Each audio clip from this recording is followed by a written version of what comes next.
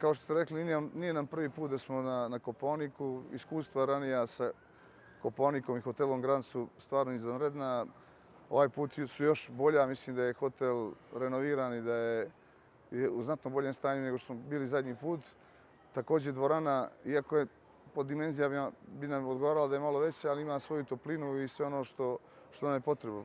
Hotel sa svojim sadržajima, oporavka igrača, bazenom, saunom i svim ostalim daju nam najveće moguće uslove za vrhunski rad.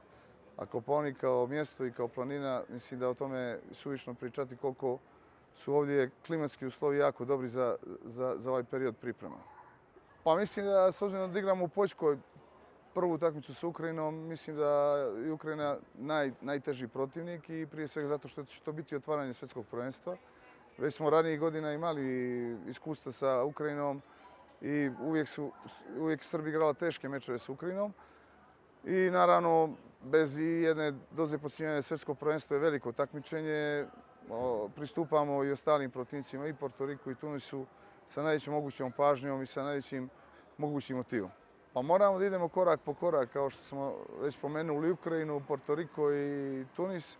Iz te grupe moramo da izađemo sa što boljim rezultatom kako bi u osmini finala imali koliko toliko lakšeg protivnika i naravno da onda svakako moramo da gledamo korak po korak jer medalja je veliki izazov za sve. Teško obećati medalju, ali borbu nam niko ne može oduzeti.